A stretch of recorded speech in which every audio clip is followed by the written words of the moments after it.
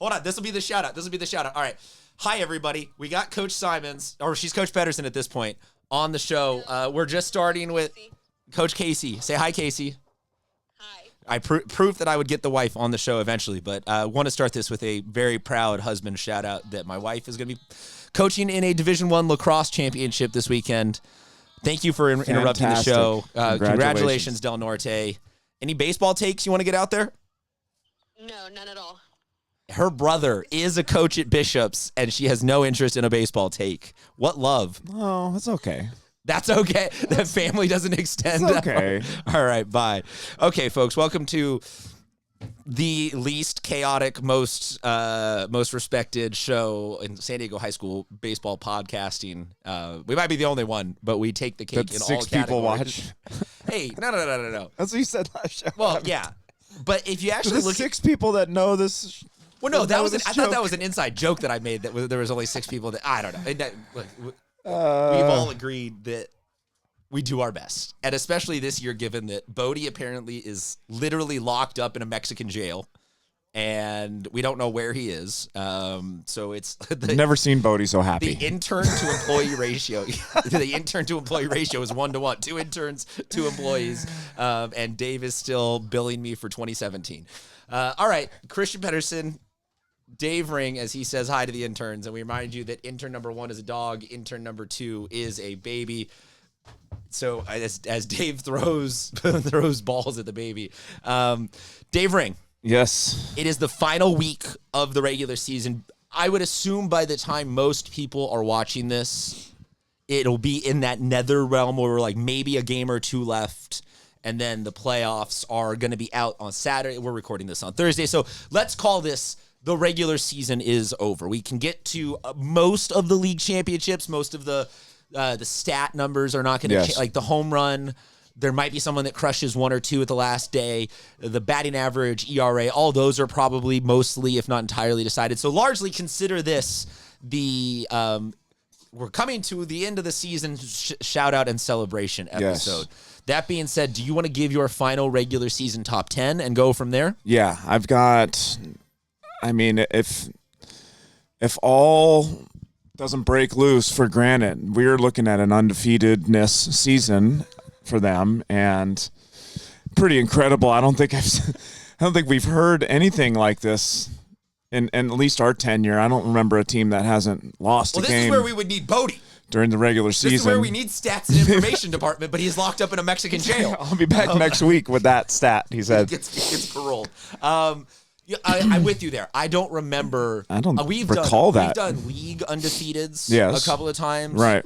But I don't remember full season undefeateds. Exactly. At this level. We've had a couple of D3, 4, 5 schools like a Maranatha run through some really amazing undefeated type seasons, but the strength of schedule of what Granite has had to play is fantastic. It's amazing. So, like Christian said, might be the last show of the season to kind of. Well, this is the last regular season. We're back next week for the playoffs. Keep track of this team and their undefeatedness. San Marcos 2, Saints 3, Henry 4, Carlsbad 5, Cathedral's really playing some strong ball at 6, LCC 7, and the last 3 have been really impressive this year. Coronado is my 7 squad, my 8 squad, Madison is my 9 squad, and Del Norte, who has just had their way with teams in league this year.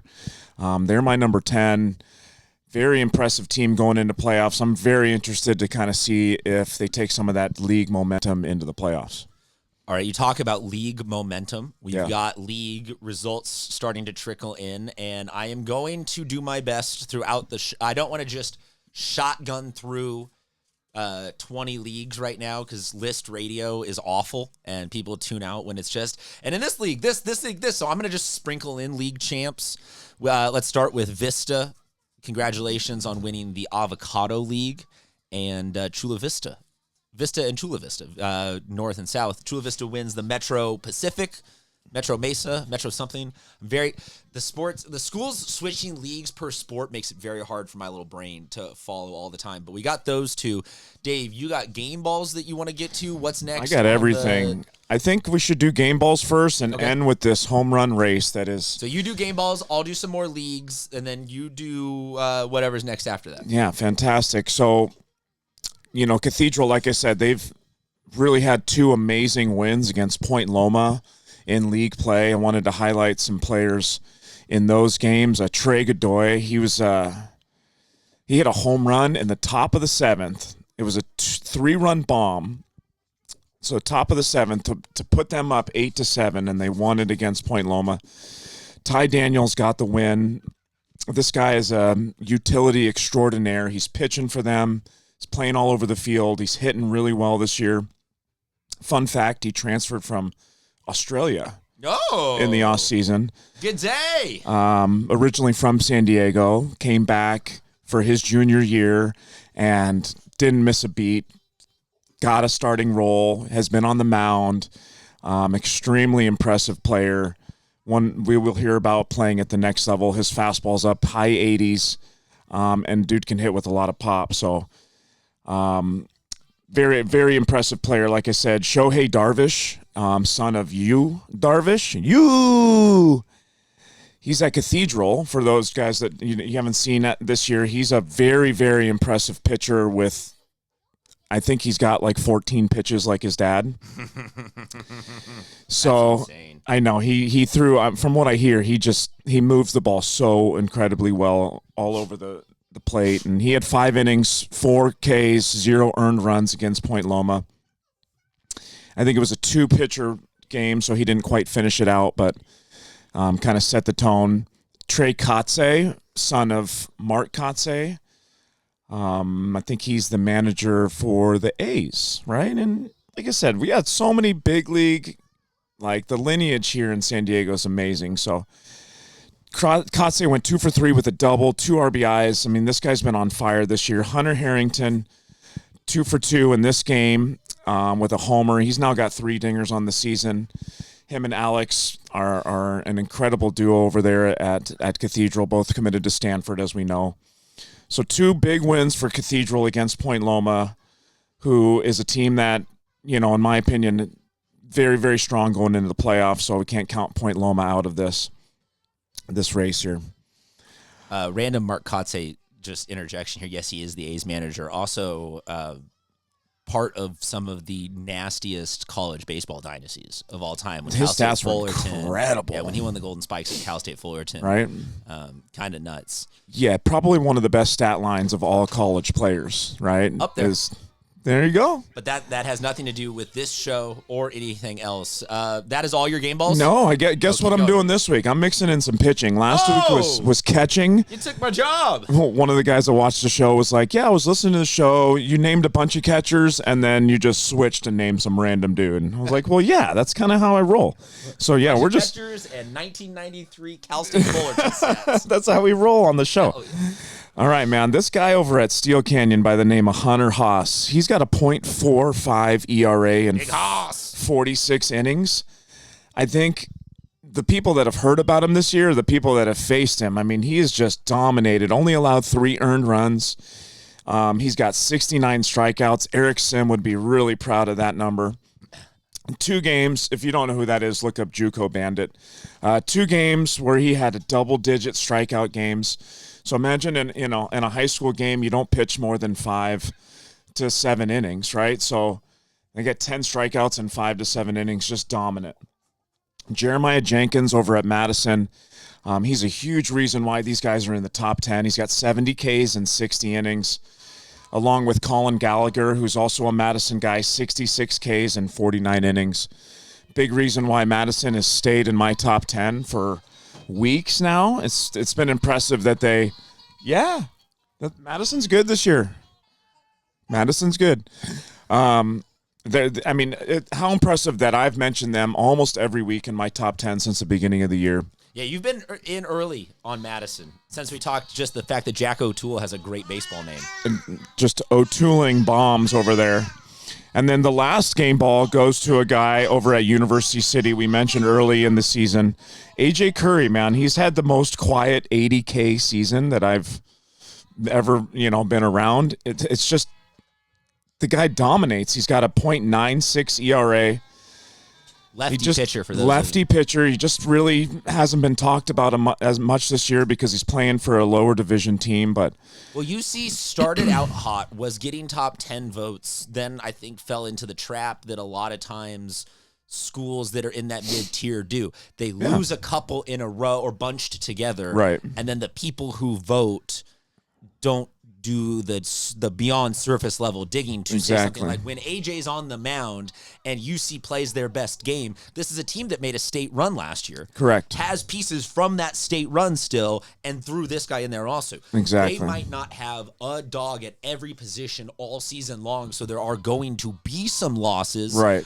But when I've talked about this a couple times throughout the year, is that I think there are schools at the lower down divisions that if they play their best ball with their best guys in their best spots, they could beat anybody on any given day, or at least hang with anybody. And I think that's what UC is. So UC, to me, is like, there's Claremont, Southwest El Centro, UC. There's a couple of schools that are Bishops that are in that mode where we might not view them as favorites necessarily going into the playoffs, but have dudes like that. And AJ Curry is, if UC can line it up correctly, 100%, that they can get him to pitch early, get a lead kind of thing, pull him out, save his innings, get him in that side. Like, they have the pieces, I think, to, no matter what seed they are in the playoffs, be a very dangerous team. And that's really why I mentioned him and UC to finish the game balls, is because, listen, I know we haven't heard about them in the top 10, but they're going to be a force in the playoffs and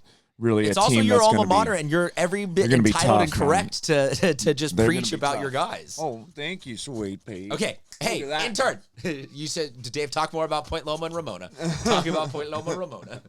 I'll jump in here while you fend off the intern for a couple more league champs. Lincoln wins the City Central. It would appear, unless something drastic changes and a bunch of games get forfeited there. Congratulations, Lincoln. I talked about Claremont earlier.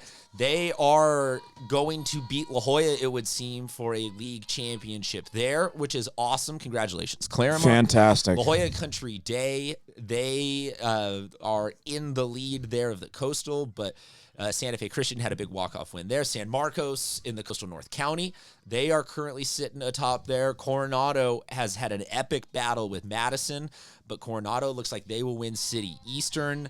Granite Hills, as I mentioned, is going to win the Grossmont. Steel Canyon, you talked about them. They're neck and neck with West Hills for Grossmont Valley. Dave, I'm starting to do list radio, though. What is next for you? Are you talking dingers? Oh, yeah. I brought out the D Marini. The D Marini. The D Marini. Hey, the dog Marini. And right, I'm just gonna rest it here just to get the extra good vibe for the last. I will pull up our cue the sound bank. The last regular season dinger. Yeah, the next dingers we'll be talking about teams Dave's dingers. Exactly. Or should there be any Vince Carter or Gary Carter level? I'm so Vince Carter's also had playoff moments, but any Gary Carter level playoff home runs. Or should we talk about most disappointing teams? Because I've sure like to talk crap this year. You want to do a segment just on Cathedral? Just most disappointing teams. No, you know what I'm disappointed No, in? it'd be Tory. You know what I'm disappointed. Don't you ever disrespect Tory, because they will come out of nowhere in the playoffs. I'm going to help them start winning some games. You know what? 12 and 16 right now. I'll tell you what. Jeez. And this is you're talking about inside jokes that are only for us and like three other people. I'm most disappointed in the lack of jackassery from Rancho Bernardo parents this year. Yeah. What happened, man? You guys died. It was just one guy kind of fell off. It was one season. It was one season, though, of you guys were relentless in the paint, going Billy Lambier hard. All right. Apologies for disrupting the show. I got the soundboard queued up. Let's talk Dave's dingers. All right. So, team Big Bat. I mean, listen, we got a race to go to finish the year here. Max Farrell still has 8 bombs. He's played 26 games, similar to Elijah Stevens. He's got 8 bombs in 25 games, according to my research. Brandon Lewis is up to 7 now in 21 games, which is quite an impressive feat, man. If you look at this guy's ERA, it's also, I think, .45. So I mean, Christian talked about player of the year stuff. This guy's on track to kind of do the same type of stuff this year, pitching and hitting at the highest level you could possibly be this year. Ethan De La Cruz bumped it up here, man. This guy's got 7 bombs now in 18 games, according to what I got. He's up at Oceanside for if you're not watching. Coastal Academy in Oceanside. Coastal Academy in Oceanside, excuse me. Elijah Stevens is at Sage Creek, Maxville, San Marcos, if I didn't mention that. Down the line, Mace Wheeler at Valhalla. He's still got 6. But these guys have, at this point of the season, 6 home runs in 23 games. That's really impressive. I know some of these teams, like La Jolla Country Day, they played 27 games. So Josh Rock, he's got 6 home runs. If you did the numbers and you just rounded to 25, 6 home runs in 25 games, not saying that this is a direct would happen kind of correlations, but if you multiply 6, or if you multiply the 25 6 times out to be basically the length of a Major League Baseball season, right? We are talking about these guys hitting 35 to 40 home runs. Exactly. And while that might not be a historic year, you're talking about how many guys have 6 or more home runs right now. Exactly. Like a dozen? Let's see, 1, 2, 3, 4, 5, and then there's a ton of guys at 5 home runs too. Okay, so those 5 ones would be a 25 to 30 home run year. So that's a lot of, exactly. And I know that that's not a direct 1-to-1 correlation, but approximately those are the vibes that we are trying to convey to you, is that we have a bunch of dudes that have hit at least 25 regular season type vibe home runs. And when you look at these lists, I mean, every one of these guys is a committed D1 player. It's impressive. Liam O'Day, he's got the 5. He's a UCSD guy. Rafi Dunn, 4, also a UCSD guy. Joey Minetti, he's up to 4 now. This guy's got, I've talked about him one show. He's even added to his extra base hit totals. He's a SDSU commit. Richie Moore over at Del Norte, a big reason why. Rooster. The Rooster Moore over there, I don't know what he does when he goes. Does he stomp on home plate and go, ooh? Or is it just his nickname? What do you think? I'm glad that you have superseded my Randy Savage impression. All right. That is going to be the clip. Who cares what the context is? You gotta. I haven't seen any of your big time lately, so I had to be loud. I had as much. I had to get loud. I have been remiss on my Sage Creek vibes. It's time to get loud every once in a while in here, and I'm fired up for this show. The dingers make me happy. Luke Sosa, he's got 4. Jet Kennedy's got 4. He's at Carlsbad. Luke Sosa's down at Mater Dei. Listen, this list goes on, and I could really talk a lot about these guys here. One of the most impressive, Ian Brook, Patrick Henry, they're a force in the playoffs here. I'm excited to kind of see where they take this run of theirs. Last few, I'll just go down the line. This is my favorite thing to do, is just look at who has hit dingers. Augie Albert Escondido, he's a pitcher-catcher. He's got 3. Knowing Christian, he might take him for his team at the end of the season. Oh man, I'm pitcher catcher. I am Bryce. Hitter. My catcher is going to be Bryce Miller or Mace Wheeler. Those are my 2 options. Bryce Miller. I don't know. I might have to take him from you. And the damn autocorrect wants to call him Bruce Miller so bad, right? But I don't think Bruce works. Yeah, go check out that post of him hitting a dinger on Christian's SD Prep Insider page. Man, what a fun year though it's been to watch some of these guys. And I think the last thing I'll mention is, a lot of these guys with the higher home run totals, like the Tommy and Trankin at Granite Hills, the Brendan Lewises of the world, their batting averages are at or near 400. And we're talking about guys that are facing D1 arms, pitching every day. That's probably been... I would argue even if you're facing D5 arms, at some point it's just hard to keep getting on base every 100%. at-bat in baseball. 100%.